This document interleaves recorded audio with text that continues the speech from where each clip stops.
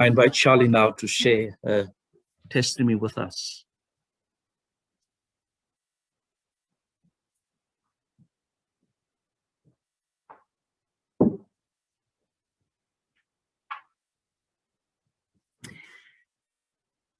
Good morning, my Trinity family. Back in 1983, Kenny Rogers and Dottie West recorded a song called Two Fools, and the lyrics goes as this: "And who picks up the pieces every time two fools collide?" And so on the 27th of February, 1960, two perfectly good fools collided. That was the day when my parents got married. So I want to get through the story without getting too emotional, so indulge me for a minute and then I will move on.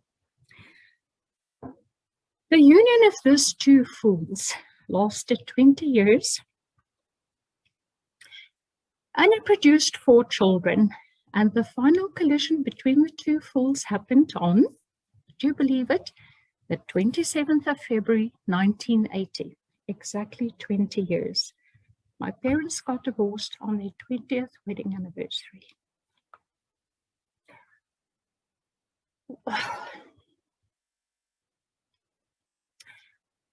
Okay, what this left, let me stand back and talk to you, then I won't get emotional. What this left was 6 very deeply damaged people. The 20 years of marriage produced 4 children, and it left 6 very deeply damaged people. Because as much as the children were damaged by the events, so were the adults. I was 13 at the time when this happened. And the next time I had contact, and I'm not going to use the word meaningful, because there was nothing meaningful about their relationship at this time. The next time I had contact with him was when I was, Clive has brought me tissues, thank you, Clive, was when I was 36 years old. 23 years later, I had contact with him again. Now, if I go into the story at this point, I'm going to be telling my story, and I think you've heard enough of that. A work friend of mine invited me to a Greta Witt conference a few years ago. Greta Witt is very controversial, very glamorous. There were lots of hallelujahs and amens and praise the Lords and dancing and waving your arms. And we are Anglicans, we don't do any of that. So it was a bit of an awkward day for me. But I'm an optimist and I believe in every bad situation you can learn one good thing. And what I learned from Greta Witt that day was that if your story does not become his story, it is not worth telling. So I am going to leave my story and I am now going to start telling his story. And I call it the story of the 4 fathers. Not 4 as in ancestors, F-O-R-E, but 4 as in 4 mense.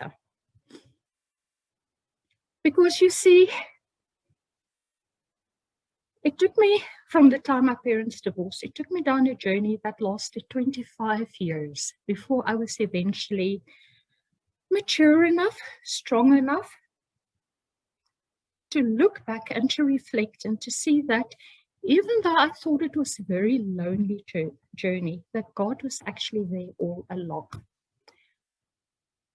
And 2 verses in Jeremiah stands out because it so summarizes my story. The first one from Jeremiah 1, where God says, I knew you before you were born, when you were knitted in the womb.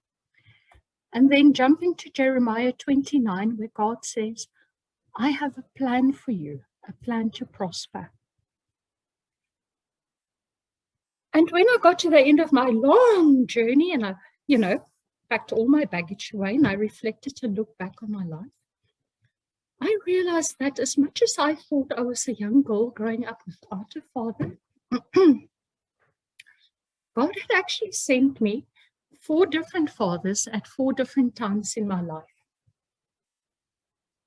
Now, the 4 fathers I'm about to tell you about, I'm going to refer to them as my uncles.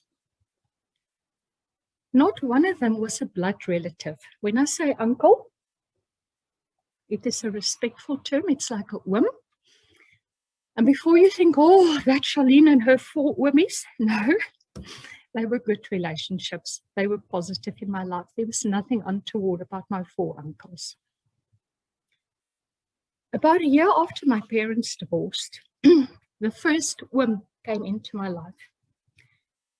And it came in the form of a family, the Fryer family. Now, Susan Fryer is still my friend today, and you have seen her at Trinity once or twice before. When we visit, she usually comes to church with me. Susan Fryer and her family basically very much took me in. I lived in their house. I would go to their house after school. I would be in their house over weekends. I would go on holiday on them. And Susan Fryer's dad, Uncle Huey, became quite a replacement father to me at a time when my own family was falling apart in a very bad way.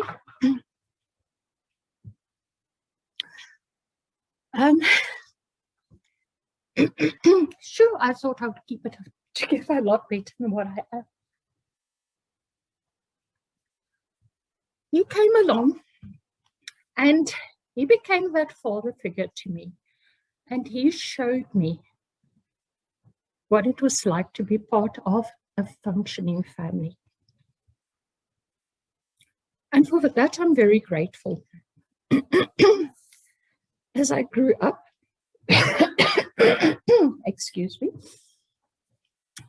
the influence of Huey Fryer faded somewhat in my life, except I just have to tell you this little bit about him. He was Hugh, H-U-G-H, Hugh Fryer, and my son Ewan, E-U-A-N, who we also call Huey. I did bump into Huey Fryer very many years later, and at that stage I introduced him to Ewan, who we called Huey. And he was so chuffed that there was one child in the family that was named for him. I didn't point out the spelling. I just said, yes, Uncle Huey, this is Huey. Anyway, life went on, and I then became a young person. I was at hotel school. My moral compass had taken a bit of a strange direction. And that is when I bumped into who would become the second father in my life, a man by the name of Les Job. Once again, guess what happened? The Jobs took me into their home. And Uncle Les was eventually the person who set my moral compass. I believe that the values I have today was instilled by Les Job. I believe the drum that I beat, that I marched to, was instilled by Les Job. And the night before I was leaving the house, I lived with him for 6 months. Uncle Les sat me down in the kitchen and gave me quite a pep talk, which at the time I just thought, gosh, what a pep talk this is. But it took me a while to realize that the very good advice he gave me was that I could change my life, that I did not have to continue going down the same destructive path that I had been on. Oh, life goes on. I went out into the world. I met Colin. I got married. And by this time, I was in my early 30s. I was a mother. I was a wife. I was trying to build a career. And those of you out there in your early 30s that's trying to be the perfect career goal, the perfect mother, the perfect wife, and you're just not getting it right, that's quite okay. At that point in my life, my third uncle came into the picture, and it was my Uncle George. He was a sort of a relative. He was married to my aunt. And the influence of my Uncle George just made me realize that, you know what, it was okay. You did not have to be the perfect mother. Of course, you're going to mess up. You did not have to be the perfect wife. Of course, you're going to mess up. And you know, that career, it's not that you've lost your ambition. It's just that your priorities have changed. All 3 of these gentlemen have since passed on. Not one of them are alive. And unfortunately, I only came to the realization of what I had done in my life when all three of them had already passed away. But it brings me to my fourth father. I came into Trinity through Alpha. And it was through meeting Mark Teron, who I then came to know my final father, my Father in heaven. God, my Father. And I came into Trinity, and I just found my family also joined. As you will know, all of us, we used to fill the fifth pew. There was about 10 of us at the time. But I came into the most loving of families. And it was arriving in this most loving of families that I then finally was brave enough to look back on my 25-year journey and to see it for what it was. Not a path out of control, not a sad story to tell, but a story of victory and a story of forefathers. At this point of my story, it can go three ways. The first one is, and I'm not going to speak about it today, it does not belong on this platform, but Jan, if one day you have a youth service and you want to make it maybe a little bit more serious and you want to entertain my jabbering again, I can talk to you about self-harm. A lot of teenagers do that, yes. And incidentally, it was every time when I got to a point where my self-harm was getting out of control, but one of the three fathers would show, one of the four, but three in the beginning would show up. But let's park that story for another day. And the parents out there, they think, oh, no, my child doesn't do that. You don't know. Children who self-harm are very clever, and you won't know they're doing it until it's probably too late.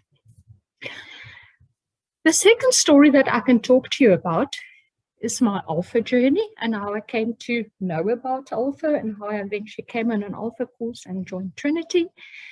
But let's save that one for when COVID is over, because I think, Father Clive, one of the first things we need to do when all this is behind us is we need to run an Alpha course at Trinity again. I'm rather going to speak to you about Trinity and the healing of relationships that I feel we need to look at. 2020, when we all popped our champagne at midnight, little did we know what a disastrous year it would be. Little did we know that we would get two curveballs coming our way in 2020.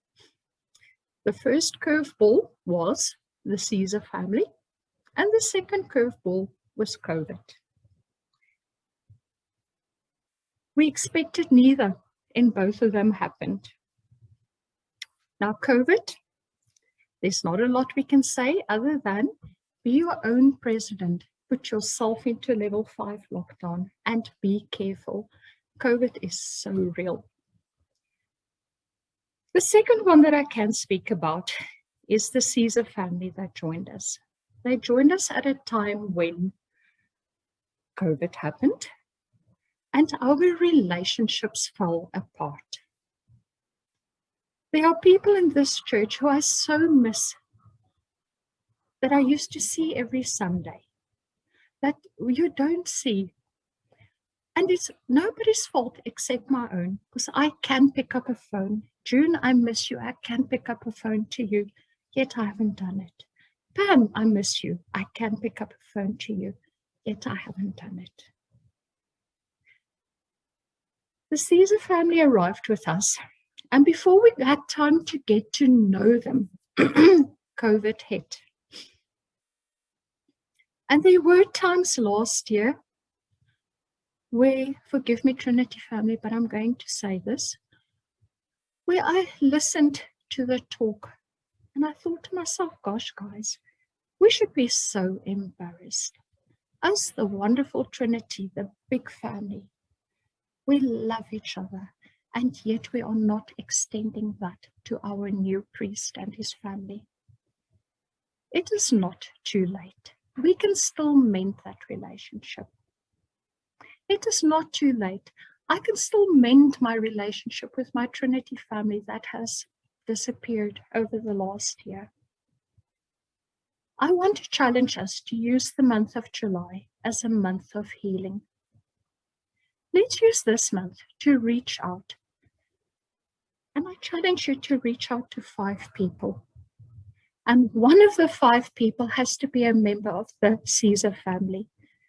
Renee is such a fantastic person. She is such great company. Clive is such a spiritual father. The talks I've had with him, I would not have been able to have had this talk with you today if Clive wasn't sitting to my right. I didn't know their daughters, but if today was going to be an in-church service, what was set up was that Tristan and Ewan got together with Alison, the one daughter who has a beautiful singing voice, and they had put together a little musical program that they were going to do today. And after they practiced Thursday night, Colin, listen to me, Tristan phoned me and he said, "Gosh, Mom, Alison is such a nice person." And he was telling me all about her, and they have running in common, and he was so excited about having met her. Trinity family, let's take the time this month. Let's get to know the Caesar family. And you know those 4 other people, the ones that you feel so bad about because you haven't spoken to them in a year?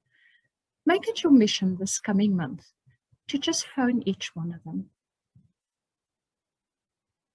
If we allow COVID to become a wrecking ball, to destroy our family, to destroy our Trinity, to destroy our relationships, it's only our own fault. To get back to my story, that little friend that comes to play too often, the one that's a little bit too much in your face, the one that looks excited when the family goes on holiday because she knows she might get an invitation. Bear with that child. You do not know the story behind it. And just maybe it will give you the opportunity to become the mentor to that child that you always wished that you had had as a young person. Thank you very much for indulging me today.